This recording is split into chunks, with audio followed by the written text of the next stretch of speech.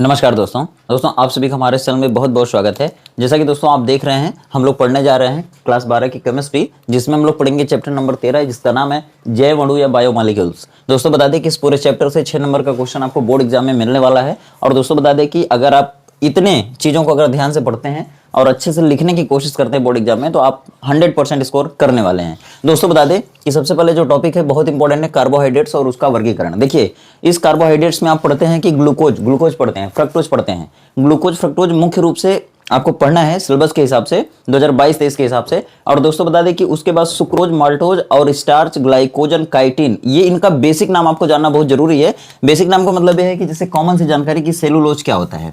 Cellulose के बारे में इतना जानिए कि यह एक प्रकार का कार्बोहाइड्रेट होता है। आप जानते हैं कार्बोहाइड्रेट 3 तरह का होता है। ये सबसे सरल या छोटा कार्बोहाइड्रेट जो होता है मोनोसैकेराइड होता है।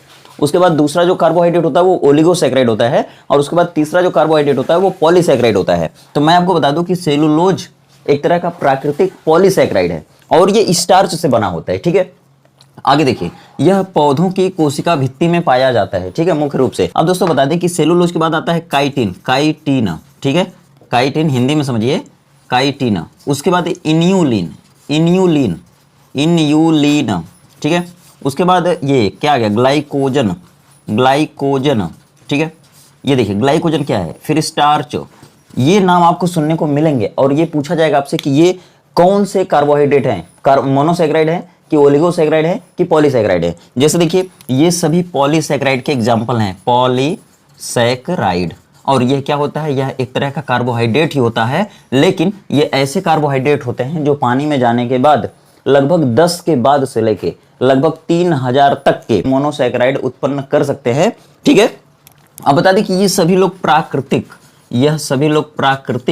कार्बोहाइड्रेट है या पॉलीसैकेराइड है। ठीक है, ये आपसे पूछा जाता है कि इनमें से कौन प्राकृतिक पॉलीसैकेराइड या कार्बोहाइड्रेट नहीं है। तो आप ध्यान रखिएगा, ये सभी प्राकृतिक पॉलीसैकेराइड या कार्बोहाइड्रेट्स हैं जो जल में अपघटित होने पर या जल में जाने पर बहुत से मोनोसैकेराइड या शर्करा अणु उत्पन्न करते हैं। अब हम आपको बता रहे हैं, जैसे देखिए सुक्रोज हो गया, सुक्रोज।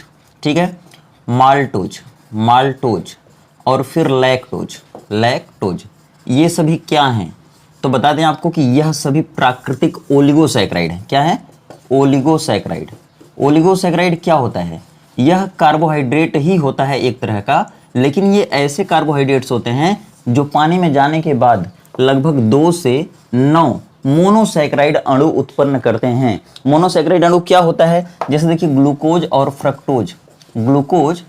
फ्रक्टोज ये दोनों मोनोसैकेराइड होते हैं। ठीक है, फ्रक्टोज कहिए, ये दोनों मोनोसैकेराइड होते हैं और इन दोनों का सूत्र C6H12O6 होता है। अब आप ध्यान दीजिएगा, सबसे बड़ा क्वेश्चन ये आता है कि ग्लूकोज और फ्रक्टोज दोनों का फार्मूला ये होता है C6H12O6, लेकिन एक को ग्लूकोज कहते हैं, दूसरे को फ्रक्टोज कहते हैं। देखिए, अगर इस तरह का फार्मूला है, ठीक है, किसी भी अणु का अगर फार्मूला C6H12O6 है और उसमें एल्डिहाइड समूह है, तब हम उसको ग्लूकोज कहेंगे। और इस तरह का अगर कोई अणु है और उसमें कीटोन समूह उपस्थित है, तब हम उसको क्या कहेंगे, फ्रक्टोज। तो देखिए दोस्तों, 3 तरह के कार्बोहाइड्रेट्स होते हैं, एक मोनोसैकेराइड होता है, दूसरा ओलिगोसैकेराइड और तीसरा पॉलीसैकेराइड होता है। ध्यान से देखिएगा, यह जो होता है ये मोनोसैकेराइड होता है। ठीक है, मतलब ये पानी में जाने के बाद जल अपघटित नहीं होते हैं। ठीक है, ग्लूकोज और फ्रक्टोज। और इसके बाद इनका और भी मोनोसैकेराइड्स और भी तरह के होते हैं, जैसे ट्रायोज होता है C3H6O3। ठीक है, ये हम बता चुके हैं, 4 कार्बन का होता है, 5 कार्बन का होता है, 6 कार्बन का होता है, 7 कार्बन का होता है, जो कि प्राकृतिक रूप से इस दुनिया में, इस प्रकृति में पाए जाते हैं। ठीक है, ये मोनोसैकेराइड हो गया, ये आपके ओलिगोसैकेराइड हो गए। और ध्यान दीजिएगा, इसका इनका सबका सूत्र C12H22O11 होता है, यानी कि इसमें 2 बार ग्लूकोज जुड़ा रहता है। और जब 2 ग्लूकोज अणु आपस में जुड़ते हैं तो एक बंध बनता है जो कि बहुत इंपॉर्टेंट होता है, जिसका नाम है ग्लाइकोसिडिक बंध। याद रखिएगा, जब 2 ग्लूकोज आपस में जोड़ेंगे, ठीक है, इस तरह से जैसे आप बचपन में करते थे, तो आएगा क्या, 6 6 12, कार्बन कितना आ गया, 12, और ये 12 और 12 24 हो गया। हाइड्रोजन कितना हो गया, 24, और ये 6 6 12, ऑक्सीजन कितना हो गया, 12। लेकिन जब ये 2 ग्लूकोज अणु आपस में जुड़ते हैं तो एक H2O निकल जाता है। H2O निकलता है। H2 मतलब 2 हाइड्रोजन यहाँ से निकलेगा, तो ये 24 में से 2 निकल गया तो 22 हो जाएगा, और एक ऑक्सीजन यहाँ से निकल जाएगा तो ये 11 हो जाएगा। ठीक है, अब ये जो फार्मूला आया है ये डाइसैकेराइड का है। दोस्तों इसको डाइसैकेराइड क्यों कहते हैं? क्योंकि जब ये पानी में जाएगा तो इस तरह से ग्लूकोज और फ्रक्टोज 2 अणु में अलग अलग टूट जाता है, यानी इसको पानी में डालेंगे तो 2 मोनोसैकेराइड आपको मिलेगी। ध्यान दीजिएगा, इसका नाम होता है सुक्रोज, और इसी का नाम होता है माल्टोज, और इसी का नाम होता है लैक्टोज। ठीक है, ध्यान दीजिएगा। लेकिन सुक्रोज जो होती है यह केन शुगर या गन्ने में पाई जाती है, इसको केन शुगर कहते हैं, और ये गन्ने में पाई जाती है। ठीक है, माल्टोज ये दूध में पाई जाती है, याद रखिएगा। और माल्टोज फ्रूट्स में पाई जाती है, फलों में पाई जाती है, जैसे अंगूर हो गया और भी बहुत से मीठे फल हो गए। जो भी फल स्वाद में मीठे होते हैं ना, वो माल्टोज के कारण ही मीठे होते हैं। लैक्टोज जो होता है वो आपका दूध में पाया जाता है। ठीक है, अगर पूछा जाए आपसे दूध में पाई जाने वाली शर्करा का क्या नाम है, तो याद रखिएगा लैक्टोज हमेशा। या पूछा जाए कि दूध क्यों मीठा होता है स्वाद में, किसके कारण, तो लैक्टोज। अगर पूछा जाए दूध में कौन सा कार्बोहाइड्रेट पाया जाता है, तो भी लैक्टोज। ठीक है, अब देखिए डेक्सट्रोज किसे कहते हैं, डेक्सट्रोज किसे कहते हैं, तो दोस्तों यह ग्लूकोज को ही कहते हैं, ग्लूकोज को ही कहते हैं। और द्राक्ष शर्करा किसे कहते हैं, तो ग्लूकोज को ही कहते हैं। गैलेक्टोज किसे कहते हैं, तो ग्लूकोज को ही कहते हैं। ग्लूकोज के बहुत सारे नाम हैं जो आपको मिल जाएगा, बाद में बता देंगे आपको। ठीक है, तो इस तरह से कार्बोहाइड्रेट 3 तरह का होता है, मोनोसैकेराइड, ओलिगोसैकेराइड और पॉलीसैकेराइड। अब देखिए 3 और नाम आपको सुनने को मिलेगा, जैसे कि रेफिनोज क्या होता है, रेफिनोज क्या होता है। ठीक है, और फिर स्टैकियोज क्या होता है, स्टैकियोज क्या होता है। ये नाम बड़े फेमस हैं, पूछे जाते हैं अक्सर एग्जाम में, कंपटीशन एग्जाम में भी आते हैं। ठीक है, जैसे रेफिनोज का फार्मूला होता है C, अगर इसमें एक बार और जोड़ दें कार्बन 6 बार, तो 6 तरीके 18, तो ये हो जाएगा 18 कार्बन। और जब ये 3 बार जोड़ेंगे, मतलब ये रेफिनोज ट्राइसैकेराइड होता है। रेफिनोज जैसे ओलिगोसैकेराइड में सुक्रोज, माल्टोज, लैक्टोज पढ़ते हैं, तो ये तीनों ही डाइसैकेराइड होता है। और ये रेफिनोज अगर पानी में डालेंगे तो मोनोसैकेराइड 3 बार मिलेगा, यानी रेफिनोज ट्राइसैकेराइड है। और ट्राइसैकेराइड किसके अंदर आता है, ओलिगोसैकेराइड के अंदर आता है। इसका मतलब इसमें 3 बार ग्लूकोज जुड़ा है, 2 बार यहाँ हो गया, एक बार अगर और जोड़ दें तो क्या हो जाएगा, देखिए एक बार अगर और जोड़ेंगे तो ये क्या हो जाएगा, देखिए एक बार और जोड़िए तो 6 तरीके 18 हो गया, अब 12 तिहाई 36 हो गया। और जब 2 बार जुड़ रहे थे, जब 2 ग्लूकोज आपस में जुड़ रहे थे तो एक H2O निकल रहा था, मतलब यहाँ से एक H2O, और जब ये भी जुड़ेगा तो एक H2O और निकल जाएगा। इसका मतलब यहाँ पर कितना हाइड्रोजन हो रहा था, 12 तिहाई 36, और 36 में से कितना हाइड्रोजन निकाल देंगे, 4, यानी कि 2 H2O गया तो 4 निकाल देंगे तो कितना हो जाएगा, 32, ये हो जाएगा 32। और ऑक्सीजन कितना निकलेगा, 3 बार जुड़ेगा तो 2 ऑक्सीजन निकलेगा, यानी 6 तरीके 18 ऑक्सीजन हो रहा था, 2 निकाल दीजिए 16 हो जाएगा। तो ये हो गया किसका फार्मूला, रेफिनोज का। और रेफिनोज क्या है, ट्राइसैकेराइड है, जिसको पानी में डालेंगे तो 3 बार ग्लूकोज अणु निकलेगा। ठीक है, ग्लूकोज जैसे निकलेंगे। और स्टैकियोज क्या है, ये टेट्रासैकेराइड है, यानी इसमें 4 बार ग्लूकोज जुड़ा होगा। ठीक है, 4 बार ग्लूकोज अगर जुड़ गया तो क्या करेंगे, 4 बार 6 चौका 24। ठीक है, और 4 बार जुड़ेगा तो कितना H2O निकलेगा, 3 H2O निकलेगा, यानी 6 हाइड्रोजन कम होंगे। तो यहाँ पर 6 चौका 24 और 12 चौका 48, 48 में से 6 चला गया, 6 चला गया तो कितना आ जाएगा, 42। ठीक है, अगर गलत होगा तो आप सही कर लीजिएगा, क्योंकि आपको मेन फंडा मैं बता रहा हूँ। ठीक है, अब ऑक्सीजन देखिए, ऑक्सीजन कितना, अगर 4 बार जुड़ेगा तो 3 ऑक्सीजन निकलेगा, यानी 6 तरीके 18, अरे 6 चौके 24 और 3 निकल जाएगा तो हो जाएगा 21। ये फार्मूला हो जाएगा आपका किसका, स्टैकियोज का। ठीक है, तो इस तरह से आशा करते हैं कि आपको पूरे तरह से कार्बोहाइड्रेट्स का वर्गीकरण आपको समझ में आ गया रहेगा। अब दोस्तों इतने नाम के अलावा, ये सभी प्राकृतिक कार्बोहाइड्रेट्स हैं।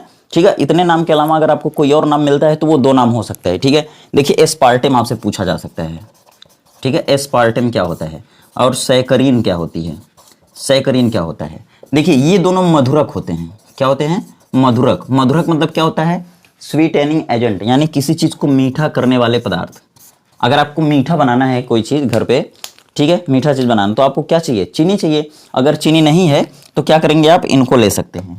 अब चीनी और इसमें अंतर क्या होता है, जैसे देखिए चीनी या ये सभी कार्बोहाइड्रेट्स का काम होता है आपके शरीर में एनर्जी पैदा करना। मतलब अगर जीवों के शरीर में एनर्जी पैदा करना है तो सबसे पहले उनको क्या चाहिए, ग्लूकोज चाहिए। लेकिन अगर हम खाना खाएंगे तो हमको ग्लूकोज मिलेगा, या मीठा चीज़ खाएंगे तो हमको ग्लूकोज मिलेगा। ठीक है, अगर हम खाना खाते हैं यानी कि भोजन करते हैं, ठीक है, तो उसमें हमको 80 से 90% केवल क्या होता है, कार्बोहाइड्रेट मिलता है। ठीक है, और वही कार्बोहाइड्रेट्स से हमको ऊर्जा मिलती है। यानी आप बायो में पढ़े होंगे कि जब हम भोज्य पदार्थ को ग्रहण कर लेते हैं तो जब हम सांस लेते हैं तो ऑक्सीजन की उपस्थिति में भोज्य पदार्थों का दहन होता है, और उसके दहन के बाद हमको क्या मिलती है, ग्लूकोज मिलती है, यानी ऊर्जा मिलती है। ऊर्जा क्यों मिलती है? क्योंकि दहन के बाद ग्लूकोज बनता है और वही ग्लूकोज से क्या होती है, हमको ऊर्जा मिलती है। अब दोस्तों जो ऊर्जा हमको चाहिए वो तो हमको ग्लूकोज दे देता है। अगर मान लीजिए हम ज्यादा खाना खा लिए या हमको ऊर्जा और मिल रही है लेकिन हमको लेना नहीं है या जरूरत नहीं है, तो उस ग्लूकोज को लीवर क्या करता है, ग्लाइकोजन में बदल देता है। क्या दोस्तों? ग्लाइकोजन में बदल देता है। इस क्रिया को क्या कहते हैं? ग्लाइकोजेनेसिस कहते हैं। क्या कहते हैं? ग्लाइकोजेनेसिस। कब? जब हमारे शरीर में ग्लूकोज ज्यादा हो और हमको जरूरत नहीं है, ठीक है, तो वह ग्लूकोज क्या होता है, ग्लाइकोजन में बदलकर हमारे शरीर में रहता है। इसीलिए इस ग्लाइकोजन को रिजर्व फूड मटेरियल कहते हैं, या इसी को कहते हैं reserve food material in animals. ठीक है, तो कब? जब ग्लूकोज ग्लाइकोजन में बदलेगा तो इसे कहेंगे ग्लाइकोजेनेसिस। और ऐसी केस जब हमारे शरीर में ग्लूकोज ना हो, यानी जब हमको ऊर्जा चाहिए और ऊर्जा के लिए ग्लूकोज ना हो, तब क्या होता है कि यह जो रिजर्व फूड मटेरियल के रूप में ग्लाइकोजन रखा होता है, फिर से लीवर इसे क्या करता है, इस ग्लाइकोजन को ग्लूकोज में बदलता है और ग्लूकोज में बदलकर तब ऊर्जा देता है। ठीक है, तो अब सुनिए, ध्यान से सुनिएगा कि ये जितने भी कार्बोहाइड्रेट्स होते हैं ये शरीर में ऊर्जा देने का काम करते हैं और ये सभी किसी पदार्थ को मीठा करते हैं, टेस्ट में मीठे होते हैं। कुछ ऐसी शर्कराएं हैं जो स्वाद में मीठे नहीं होते, जिनको नॉन शुगर कहते हैं। देखिए, जो स्वाद में मीठा होता है उसको शुगर कहते हैं, शर्करा कहते हैं, और जो स्वाद में मीठा नहीं होता उसको नॉन शुगर कहते हैं, यानी अशर्करा कहते हैं। अशर्करा जो होता है पॉलीसैकेराइड होती है। ठीक है, पॉलीसैकेराइड मीठी नहीं होती है। तो याद रखिएगा, ये भी पूछा जाता है इनमें से कौन नॉन शुगर है, बहुविकल्पी देगा, पूछेगा इनमें से कौन नॉन शुगर है। तो पॉलीसैकेराइड में अगर किसी का भी नाम दे दिया, सेलुलोज दिया, काइटिन दिया, इन्यूलिन दिया, ग्लाइकोजन दिया, स्टार्च दिया, तो ये सभी नॉन शुगर होते हैं। सुक्रोज, माल्टोज, लैक्टोज या ओलिगोसैकेराइड या कार्बोहाइड्रेट्स में अगर कोई दे, मोनोसैकेराइड में कोई दे, तो ये सभी क्या होते हैं, शुगर होते हैं। क्यों? क्योंकि स्वाद में मीठे होते हैं। एक बहुत बड़ा क्वेश्चन आपसे और पूछा जाता है, अभी इसको बता रहा हूं कि रिड्यूसिंग शुगर क्या होती है और नॉन रिड्यूसिंग शुगर क्या होती है, यानी कि अपचायी शर्करा क्या होती है और अनपचायी शर्करा क्या होती है। और इसी के साथ आपका ये कार्बोहाइड्रेट्स वर्गीकरण खत्म हो जाएगा। ठीक है, लेकिन दो चीज बचेगा, एक ग्लूकोज की स्ट्रक्चर, संरचना, रिंग संरचना, ओपन संरचना, और ग्लूकोज को कैसे बनाएंगे वो, और तीसरी चीज है कि ग्लूकोज के रासायनिक गुण क्या होते हैं, उसको हम लोग अगली वीडियो में देखेंगे।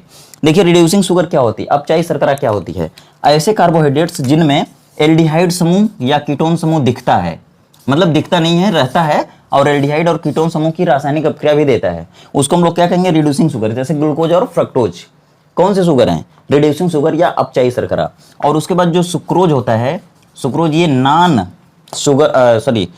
रिड्यूसिंग शुगर होते हैं, नॉन रिड्यूसिंग शुगर। क्यों? क्योंकि इसमें मुक्त एल्डिहाइड या कीटोन समूह नहीं होता है, जिससे यह क्या करता है कि फैलिंग विलयन और टॉलिन अभिकर्मक को अपचयित नहीं करता है। ठीक है, टॉलिन अभिकर्मक और फैलिंग विलयन से अभिक्रिया नहीं करता है। ठीक है, और ये क्या करता है, ये टॉलिन अभिकर्मक और फैलिंग विलयन से अभिक्रिया करता है। क्यों? क्योंकि इसके पास मुक्त कीटोन या एल्डिहाइड समूह या कार्बोनिल समूह होता है। ठीक है, अब देखिए ये मधुरक क्या करते हैं, जैसे मान लीजिए किसी को शुगर हो गया है, ठीक है, किसी को शुगर हो गया, कोई डायबिटीज का पेशेंट है जिसमें ग्लूकोज का लेवल बढ़ गया है। शुगर कब होता है बता दें आपको कि शुगर दो तरह का होता है। सबसे पहले डायबिटीज दो तरह की होती है। ठीक है, एक में बार बार मूत्र लगती है, यानी पेशाब बार बार आती है। दूसरे में क्या होता है कि बॉडी में ग्लूकोज का लेवल बढ़ जाता है। ठीक है, एक देखिए जो ग्लूकोज होता है इसको ब्लड शुगर भी कहते हैं, इसका नाम नोट करिएगा, ब्लड शुगर। ठीक है, ब्लड शुगर कहते हैं, यानी रक्त शर्करा कहते हैं किसको, ग्लूकोज को। क्यों कहते हैं? क्योंकि हमारे शरीर में कभी कभी ग्लूकोज का लेवल बढ़ जाता है, जिससे हमको डायबिटीज हो जाती है। अब देखिए, अगर मान लीजिए कोई डायबिटीज का पेशेंट है या शुगर हुआ है उसको, तो अब उसको मीठा चीज नहीं खाना है। क्यों? अगर ये मीठा चीज खाएगा तो उसके बॉडी में ग्लूकोज का लेवल और बढ़ेगा। ठीक है, तो ग्लूकोज उसको कम करना है, तब उसको अगर मीठा चीज खाने का मन कर रहा है तो आप उसको इनसे बना हुई चीज ना देकर, इनसे बनी हुई चीजों को ना देकर आप किससे बना सकते हैं उस चीज को, इस मधुरक, कृत्रिम मधुरक से। और कृत्रिम मधुरक कौन है? एस्पार्टेम है, सैकरिन है। तो अगर आपसे पूछा कि इनमें से प्राकृतिक मधुरक कौन है, तो ये सभी हैं। और अगर पूछा गया कि आर्टिफिशियल स्वीटेनिंग एजेंट क्या है या कृत्रिम मधुरक क्या है, तो आप इनका नाम बोलेंगे। ठीक है, ये क्या होते हैं? ये भी मीठे पदार्थ होते हैं, यानी ये अगर किसी चीज में मिला दिया जाए तो उनको मीठा कर देंगे ये। और ये बता दें कि अगर शुगर से कितना मीठा होता है, ये भी क्वेश्चन पूछा जाता है। तो ये लगभग सामान्य शर्करा से 100 गुना अधिक मीठा होता है, और ये सामान्य शर्करा से 550 अधिक गुना मीठा होता है। यानी सैकरिन अगर आप किसी चीज में डाल रहे हैं तो चीनी डालने पर जितना मीठा होगा उतना अगर इसको डालेंगे तो ये लगभग 550 गुना अधिक मीठा कर देगा। ठीक है, और इनको खाने से क्या होगा कि बॉडी में ग्लूकोज का लेवल नहीं बढ़ेगा। ठीक है, तो दोस्तों वीडियो कैसी लगी? वीडियो अगर अच्छी लगे तो वीडियो को लाइक करिए। और इस वीडियो में हम लोग कवर कर चुके हैं कार्बोहाइड्रेट्स और उसका वर्गीकरण। ठीक है, अगली वीडियो में फिर से बता दें कि आपको पढ़ाएंगे ग्लूकोज कैसे बनाते हैं, ग्लूकोज के रासायनिक गुण क्या होते हैं, कैसे सिद्ध करेंगे कि ग्लूकोज में एल्कोहलिक समूह है 5, और कैसे सिद्ध करेंगे कि ग्लूकोज में कार्बोनिल या एल्डिहाइड समूह उपस्थित है। ठीक है, और अगली रिएक्शन होगी कि ग्लूकोज की टॉलिन अभिकर्मक और फैलिंग विलयन से क्रिया होगी तो क्या होगा। ठीक है, तो चलिए मिलते हैं इसी तरह के कंटेंट के साथ अगली वीडियो में। लेकिन तब तक आप क्या करें, चैनल पर पहली बार है चैनल को सब्सक्राइब कर दीजिए और बेल आइकन दबाइए फटाफट, और अपने फ्रेंड सर्कल में इसको ज़्यादा से ज़्यादा शेयर कीजिए। दोस्तों बता दें कि बोर्ड परीक्षा की तैयारी करना है तो रिवीजन करते हुए हम लोग चलेंगे हर लेसन का, जहाँ तक भी हो पाएगा, ठीक है, बोर्ड परीक्षा तक। तो आप चैनल पर ऐसे ही बने रहिए और चैनल को ज़्यादा से ज़्यादा प्रचार प्रसार में लाइए, ठीक है। चलिए मिलते हैं इसी तरह कंटेंट के साथ अगले वीडियो में। तब तक आप खुश रहिए, व्यस्त रहिए, मस्त रहिए, आपका दिन शुभ हो।